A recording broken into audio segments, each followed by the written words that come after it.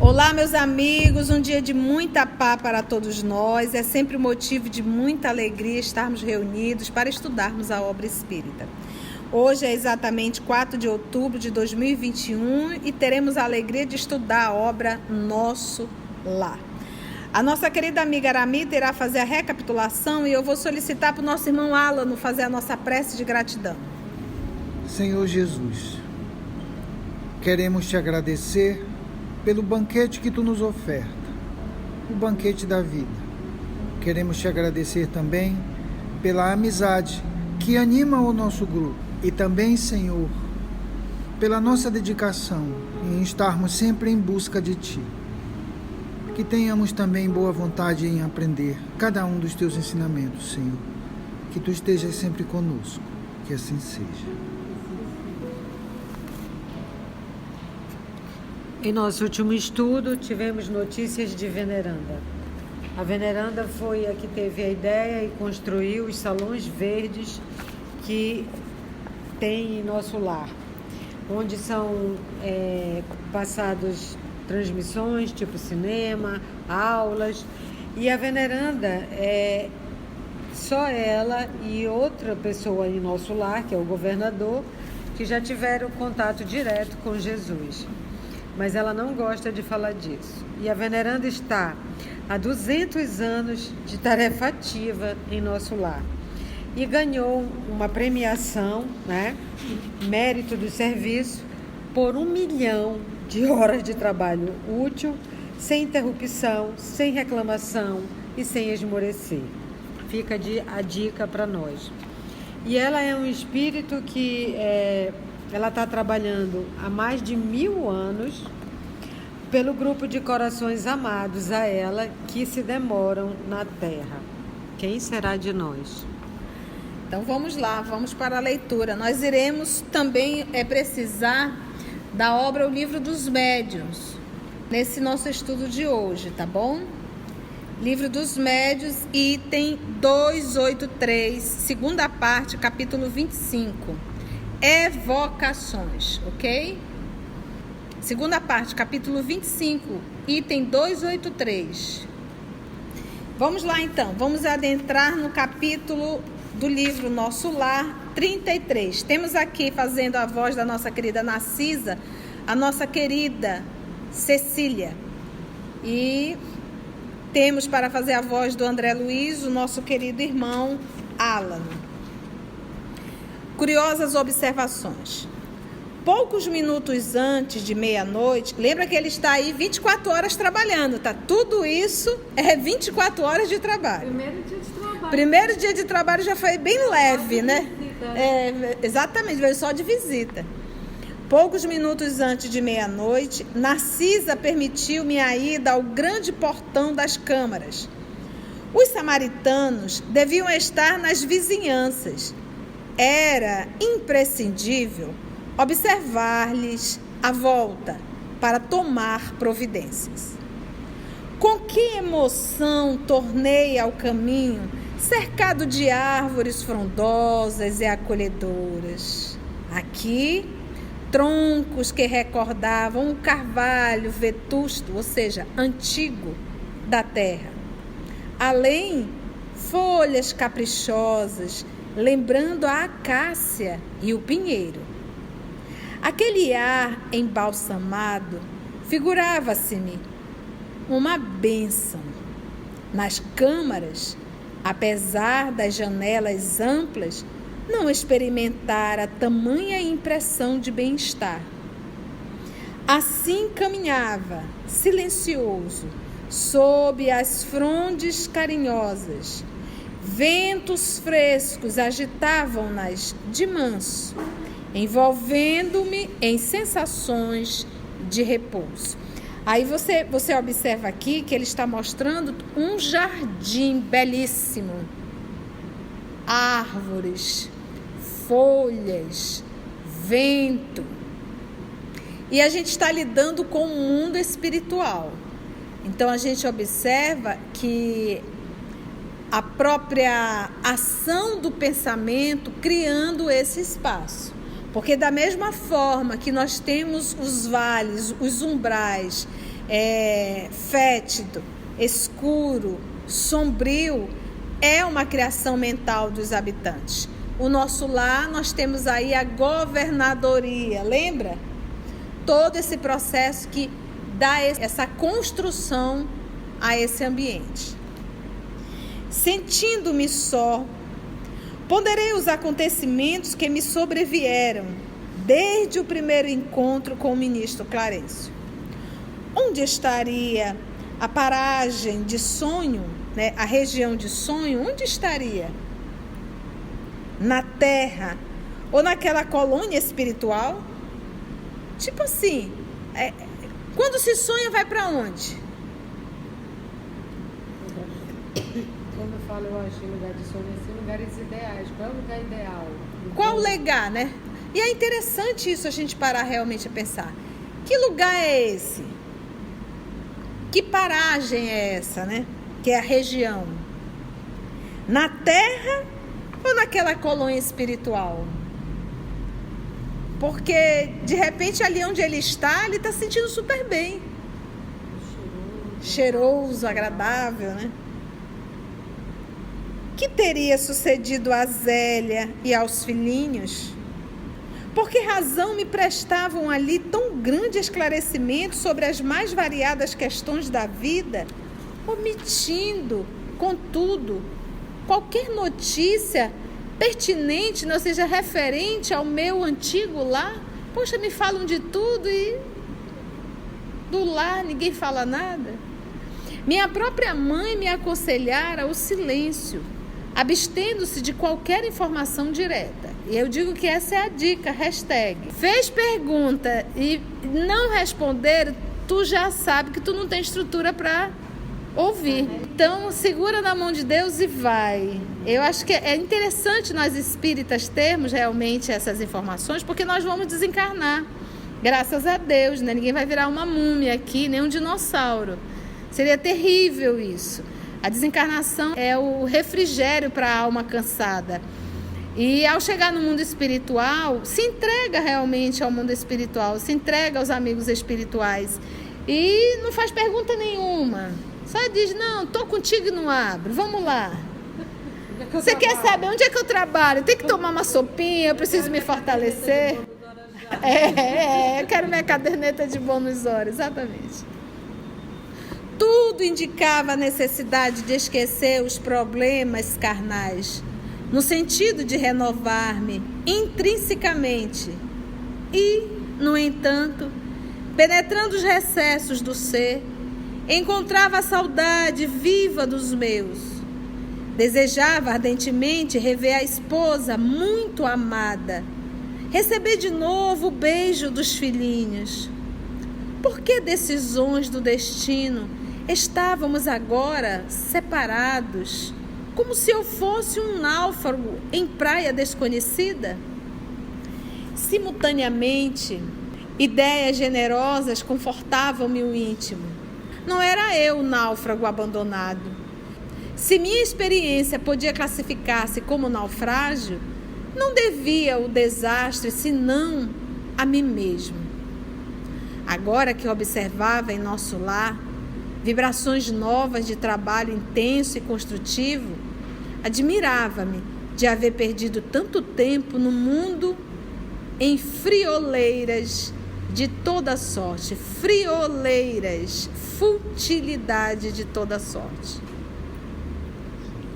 Em verdade, muito amara a companheira de lutas e, sem dúvida, dispensar aos filhinhos ternuras incessantes, mas, examinando desapaixonadamente minha situação de esposa e pai, reconhecia que nada criara de sólido e útil no espírito dos meus familiares.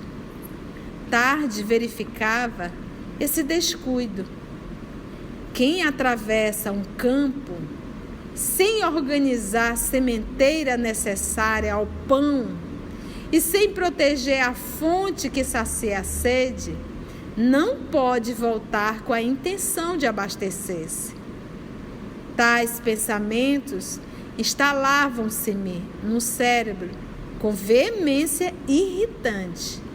Então, olha que interessante aqui. Ele está ali sozinho, nesse caminhar maravilhoso e fazendo esse processo de autorreflexão. E é o mais interessante aqui, ele diz assim, porque ele diz, olha, eu amava a esposa, mas eu amava os filhos, mas o que eu construí no coração deles em relação à minha pessoa? Que é isso que ele diz, quem atravessa um campo sem organizar a sementeira necessária ao pão e sem proteger a fonte que sacia a sede, não pode voltar com a intenção de abastecer-se. Era o respeito por um pai. Então, mas tia, como é que pode, né? Porque, a gente pode ter sentimento de gratidão pelos pais, mas será que eles construíram algo realmente significativo dentro de nós? E a própria relação da esposa.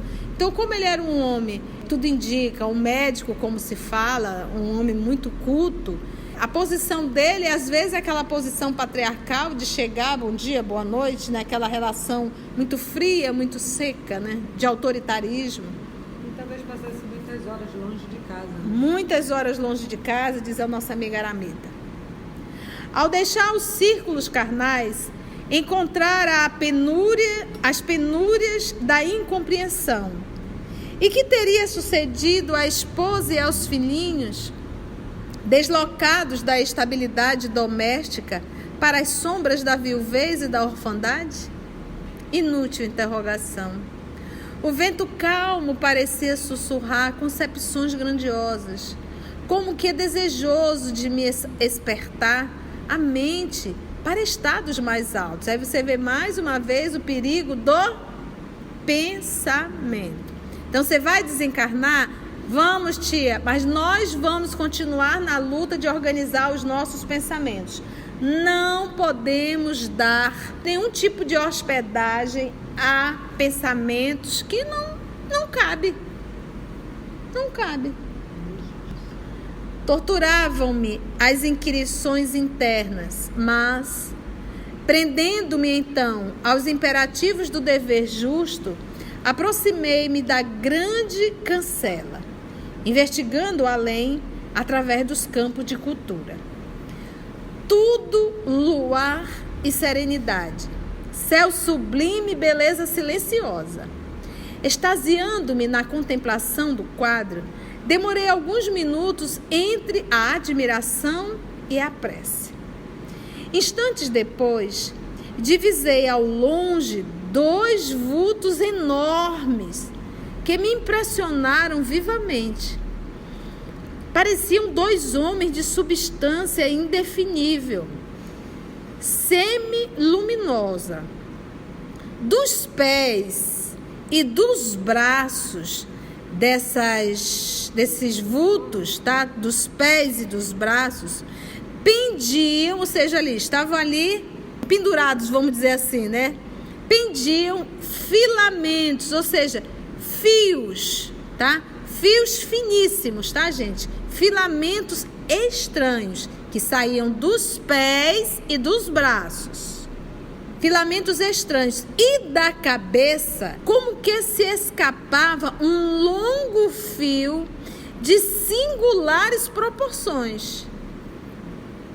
Tive a impressão de identificar 2 autênticos fantasmas. Aí, ou seja, tu tá desencarnado, tu tá achando que tu nunca mais vai ver fantasma, e eis que tu te depara com 2 fantasmas. Ou seja, a coisa fica invertida, né? Quando a gente vê aqui, são fantasmas. Quando nós vamos para lá e os daqui vão para lá, são fantasmas. Ou seja, somos sempre fantasmas, né? É. Olha que interessante, meu Deus. Como ficou o nosso querido André? Tive a impressão de identificar 2 autênticos fantasmas. Não suportei. Cabelos eriçados. Pensa, o cabelo ficou tudo assim bem... a reação. Cabelos eriçados. Voltei apressadamente ao interior. Como diz, as canelas bateram, né? Canela pra que te quero, não é isso? Voltei apressadamente. A canela é minha. Tive a impressão de identificar 2 autênticos fantasmas. Não suportei. Cabelos eriçados, voltei apressadamente ao interior. Inquieto e amedrontado, ou seja, estava com medo mesmo. Expus a Narcisa a ocorrência, notando que ela mal continha o riso. Canela pra que te quero? Vamos ver. Pálido. É. Ora essa, meu amigo, não reconheceu aquelas personagens? Disse, por fim, mostrando bom humor. Fundamente desapontado, nada consegui responder, mas Narcisa continuou. Também eu, por minha vez, experimentei a mesma surpresa em outros tempos. Aqueles são os nossos próprios irmãos da terra. Trata-se de poderosos espíritos que vivem na carne em missão redentora e podem, como nobres iniciados na eterna sabedoria, abandonar o veículo corpóreo, transitando livremente em nossos planos. Os filamentos e os fios que observou são singularidades que os diferenciam de nós outros. Não se arreceie, portanto. Os encarnados que conseguem atingir estas paragens são criaturas extraordinariamente espiritualizadas, apesar de obscuras e humildes na terra. Olha, que informação interessante. Então, vamos ver o que a nossa Narcisa explica desses 2 vultos que dos pés e dos braços pendem aí filamentos estranhos e da cabeça deles, né, escapava um longo fio de singulares proporções. Ele diz, olha, ela diz assim, que ela também se assustou. Ela experimentou a mesma surpresa em outro tempo. Aqueles são os nossos próprios irmãos da terra, são terrícolas que estão encarnados. Agora presta atenção aqui, porque é muito comum nós espíritas acreditarmos que todo mundo desdobra e vai estudar no mundo espiritual. Parece assim que todos nós estamos preparados para isso.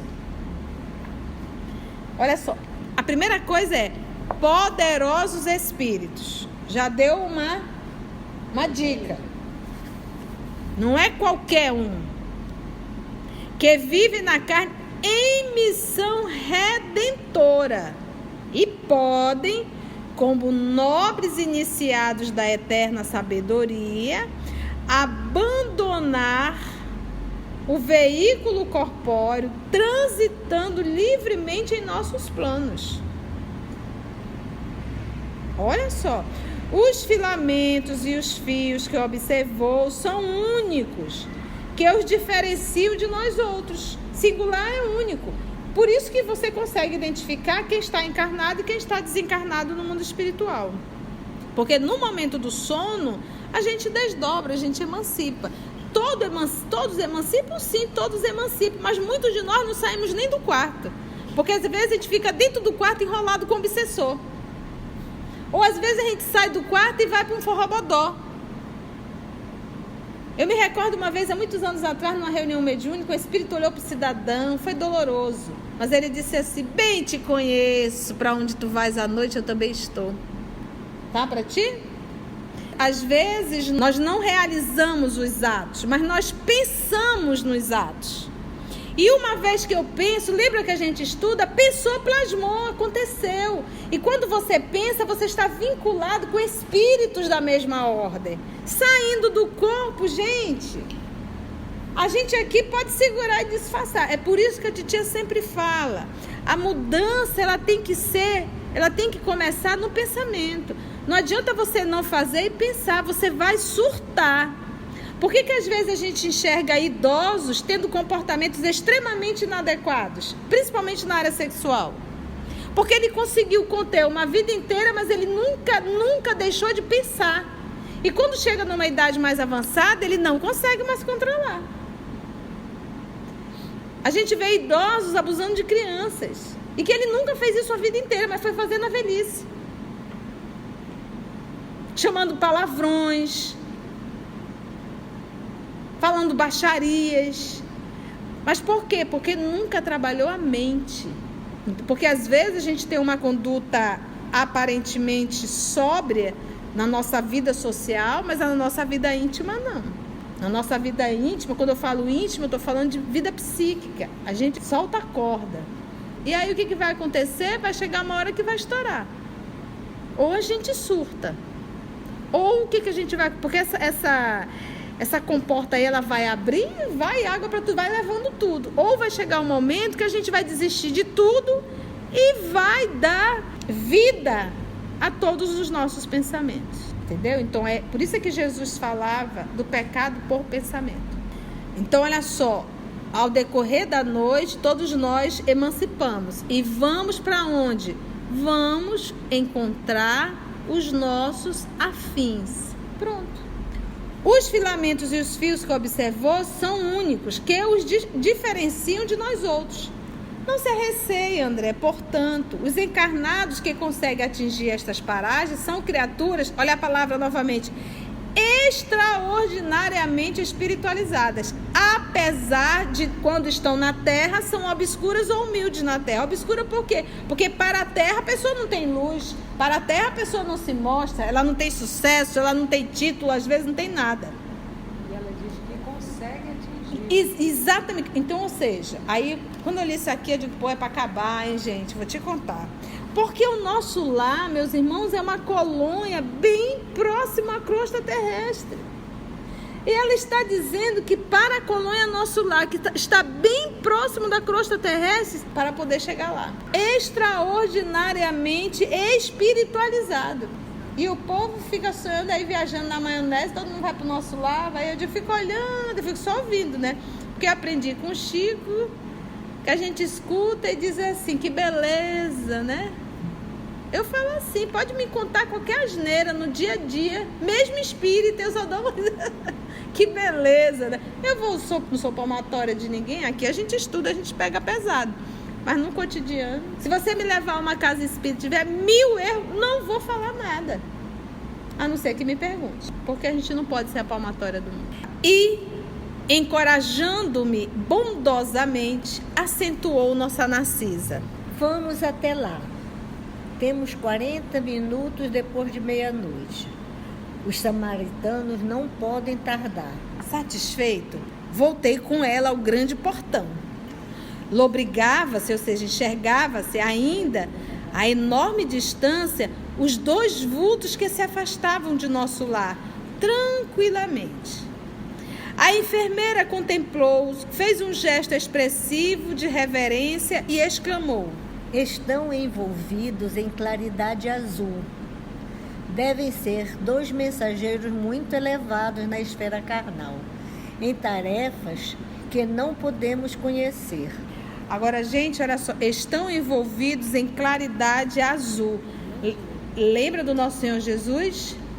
Fazei brilhar a vossa luz. E quando fala de espíritos perversos, eles são o quê? Escuro por quê? Porque não tem luz.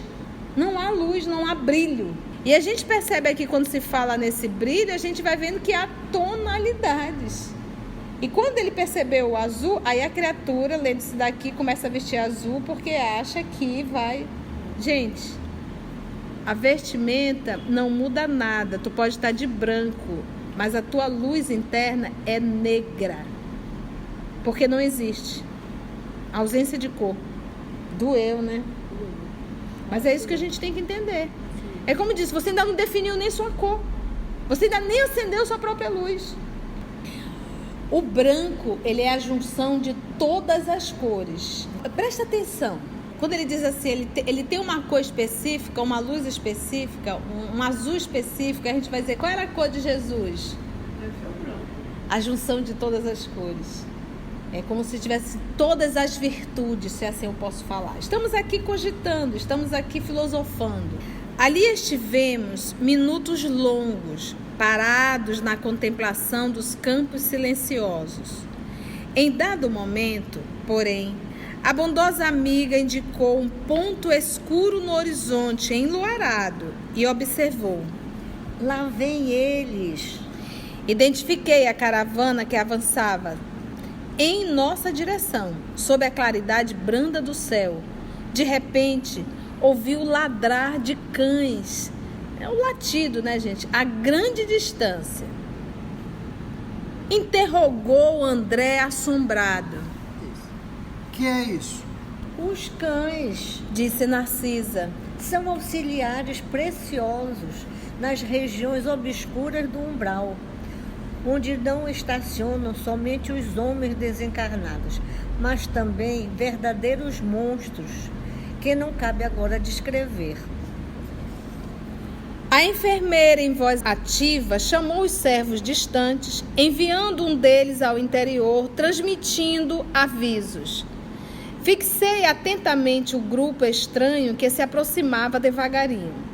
6 grandes carros, formato diligência, precedido de matilhas de cães alegres e bulhentos. Quando eu vi isso aqui, bulhentos, eu digo Bob Marley fazia parte.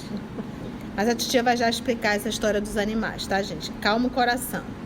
Eram tirados por animais que, mesmo de longe, me pareceram iguais aos burros, muares, tá, gente? É burro, burrinho, tá? Aos burros terrestres.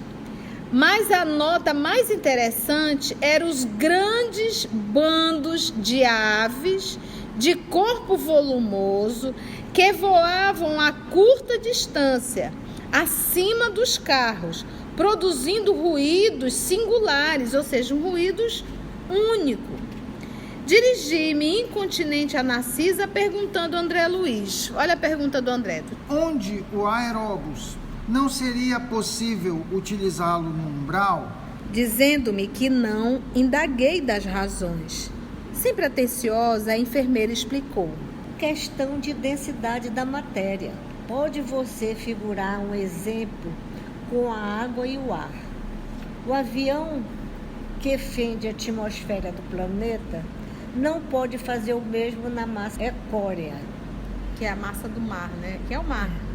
Poderíamos construir determinadas máquinas, como os submarinos, mas por espírito de compaixão pelos que sofrem, os núcleos espirituais superiores preferem aplicar aparelhos de transição. Além disso, em muitos casos, não se pode prescindir da colaboração dos animais. Perguntou André, ainda surpreso. Como assim? Os cães facilitam o trabalho. Os muares suportam carga pacientemente e fornecem calor nas zonas onde se faça necessário. E aquelas aves, Acrescentou, indicando-as no espaço. que denominamos ibis viajores, são excelentes auxiliares dos samaritanos, por devorarem as formas mentais odiosas e perversas, entrando em luta franca com as trevas umbralinas. Vinha agora mais próxima à caravana. Narcisa fixou-me com bondosa atenção, rematando. Mas, no momento, o dever não comporta minudências informativas. Poderá colher valiosas lições sobre os animais, não aqui, mas no Ministério do Esclarecimento, onde se localizam os parques de estudo e experimentação. E distribuindo ordem de serviço aqui e acolá, preparava-se para receber novos doentes do espírito. Então vamos voltar aqui, essa parte que nos cabe, dos animais, e vamos também voltar aqui à parte do aeróbus, tá bom? Era necessário a gente entender, porque a pergunta deles, poxa, por que usam um burro para carregar, um animal, né, para carregar? E o outro movimento interessante são dos ibis viajores, porque ele diz assim, eles devoram as formas mentais odiosas e perversas, entrando em luta franca com as trevas umbralinas. É demais para minha cabeça. Por devorarem as formas mentais odiosas e perversas. O Obreiros ou no Mundo Maior, ele vai falar que o Sol, ele tem uma capacidade de destruir a forma pensamento. O Sol é energia solar. Aí eu digo, agora eu entendi porque eu nasci em Manaus. Porque o sol aqui, eu vou te contar, destrói tudo, não fica nada. Ainda mais o de meio-dia. Então a gente para pensar que a gente vê aí uma energia destruindo forma pensamento. Quando a gente pega o livro dos médiuns, exatamente no capítulo que a titia falou, o item 283, evocação de animais. É no capítulo que vai mostrar a evocação. Tá? O livro dos médiuns, segunda parte, capítulo 25, evocações. Item 283. O professor Allan Kardec perguntou: pode-se evocar o espírito de um animal? Resposta dada pelos espíritos. Presta atenção, meus amigos, abram bem o ouvido da alma. Depois da morte do animal, o princípio inteligente que nele havia se acha em estado latente e é logo utilizado por certos espíritos incumbidos disso para animar novos seres, nos quais ele continua a obra de sua elaboração, porque o princípio inteligente está sendo elaborado.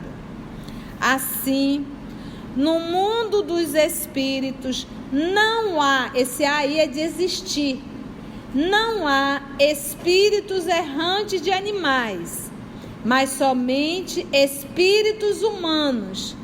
Isto responde à vossa pergunta. Então, como evocar se não tem? E aí Kardec fez a 36A, que é fantástica. Como é então que, tendo evocado animais, algumas pessoas tenham recebido respostas? Eu fico imaginando eu evocando o Bob Marley e o Simba. Uau, uau, uau, uau, uau, uau. O que o Bob vai falar através do médium? Cachorreis. E a Lua Cristina? Minhauês. Miau, miau, miau. A gente para pensar. Olha, a resposta: evocai um rochedo e ele vos responderá. Há sempre uma multidão de espíritos prontos a tomar a palavra sob qualquer pretexto. Vai dizer, tia, agora quem está errado? Foi o espírito que respondeu a Kardec ou André Luiz na obra Nosso Lar? Se ele aqui está nos afirmando na obra que não existe erraticidade para princípio inteligente. Não existe. Que logo, e no livro dos espíritos também, isso é reforçado. O que acontece? Esse princípio espiritual que está habitando ali tem espíritos responsáveis pelos animais que já conduz esse, porque ele não tem nem consciência, já conduz esse princípio para uma nova oportunidade de aperfeiçoar, de elaborar, na verdade, de elaborar esse princípio inteligente. Então a gente passa a entender o quê? São cogitações. A nossa Narcisa disse aqui o seguinte: mas no momento o dever não comporta minudências informativas. Poderá colher valiosas lições sobre os animais. Não aqui, mas no Ministério do Esclarecimento, onde se localizam os parques de estudo e experimentação. Então a gente vai perceber que existem explicações que não são simples. Eu não posso acreditar, se o livro dos médiuns, se os espíritos informam Kardec que não existe erraticidade para os animais, então a gente não pode dizer que tudo isso são criações mentais? Agora ele fala uma coisa interessante: essa ave, ela emite som e o bulbo fornece calor. Lembra disso? O som dessa ave, ela destrói, forma pensamento. Mas eu acabei de ver que a energia do sol também destrói. Então a gente começa a montando o quebra-cabeça. Porque se existe o burrinho, essa ave que é o ibis, teria que existir a cobra, o jacaré, o tamanduá, o elefante, os macacos. Porque tudo são princípios inteligentes, haveria erraticidade, essa galera toda que teria que estar presente lá. Ou por um acaso não existe princípio inteligente do jacaré, do elefante, dos peixinhos, da minhoca? Faz sentido? Então aqui são, talvez, acredito eu, porque eu não participei dessa aula, eu ainda não sou um espírito nobre para ir para a Colônia Nosso Lar e participar dessa aula, mas estamos aqui cogitando em forma pensamento. os ibis são excelentes auxiliares dos samaritanos, por devorarem as formas mentais odiosas e perversas, entrando em luta franca com as trevas umbralinas. Gente. E a gente aqui preocupado com celular, conta de energia, e o mundo é muito mais que isso. Agradecemos a Deus, nosso Pai, por mais uma oportunidade de estudo e reflexão. Até o nosso próximo encontro, se Deus assim nos permitir.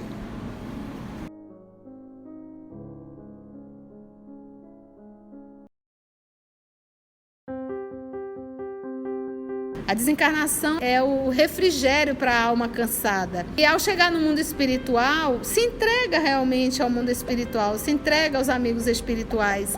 E não faz pergunta nenhuma. Só diz, não, tô contigo e não abro, vamos lá. E eu digo que essa é a dica, hashtag. Fez pergunta e não responder, tu já sabe que tu não tem estrutura para ouvir. Então, segura na mão de Deus e vai. Eu acho que é interessante nós espíritas termos realmente essas informações, porque nós vamos desencarnar. Aí você vê mais uma vez o perigo do pensamento. Então, você vai desencarnar? Vamos, tia, mas nós vamos continuar na luta de organizar os nossos pensamentos. Não podemos dar nenhum tipo de hospedagem a pensamentos que não cabe. Que é muito comum nós espíritas acreditarmos que todo mundo desdobra e vai estudar no mundo espiritual. Parece assim que todos nós estamos preparados para isso. Porque no momento do sono, a gente desdobra, a gente emancipa. Todos emancipam? Sim, todos emancipam. Mas muitos de nós não saímos nem do quarto. Porque às vezes a gente fica dentro do quarto enrolado com o obsessor. Ou às vezes a gente sai do quarto e vai para um forrobodó. Às vezes nós não realizamos os atos, mas nós pensamos nos atos. E uma vez que eu penso, lembra que a gente estuda? Pensou, plasmou, aconteceu. E quando você pensa, você está vinculado com espíritos da mesma ordem. Saindo do corpo, gente, a gente aqui pode segurar e disfarçar. É por isso que a titia sempre fala. A mudança, ela tem que começar no pensamento. Não adianta você não fazer e pensar, você vai surtar. Porque às vezes a gente tem uma conduta aparentemente sóbria na nossa vida social, mas na nossa vida íntima não. Por isso é que Jesus falava do pecado por pensamento. Ao decorrer da noite, todos nós emancipamos. E vamos para onde? Vamos encontrar os nossos afins. Pronto. A vestimenta não muda nada. Tu pode estar de branco, mas a tua luz interna é negra. Doeu, né? Mas é isso que a gente tem que entender. É como disse, você ainda não definiu nem sua cor. Você ainda nem acendeu sua própria luz.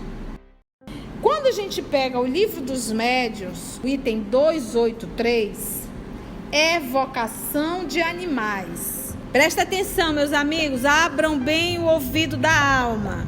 Depois da morte do animal, o princípio inteligente que nele havia se acha em estado latente e é logo utilizado por certos espíritos incumbidos disso para animar novos seres, nos quais ele continua a obra de sua elaboração, porque o princípio inteligente está sendo elaborado.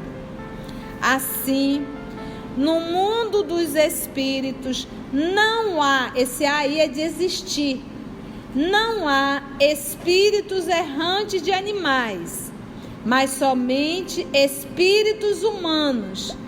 Eu fico imaginando, eu evocando o Bob Marley e o Simba, uau, uau, uau, uau, uau, uau. O que o Bob vai falar através do médium? Cachorreis. A gente para pensar. Vai dizer, tia, agora quem está errado? Foi o espírito que respondeu a Kardec ou André Luiz na obra Nosso Lar? Se ele aqui está nos afirmando na obra que não existe erraticidade para princípio inteligente. Não existe. Que logo, e no livro dos Espíritos também, isso é reforçado. Então a gente não pode dizer que tudo isso são criações mentais? Porque se existe o burrinho, essa ave que é o íbis, teria que existir a cobra, o jacaré, o tamanduá, o elefante, os macacos, porque tudo são princípios inteligentes, haveria erraticidade, essa galera toda que teria que estar presente lá. Faz sentido? Gente. E a gente aqui preocupado com celular, conta de energia, e o mundo é muito mais que isso.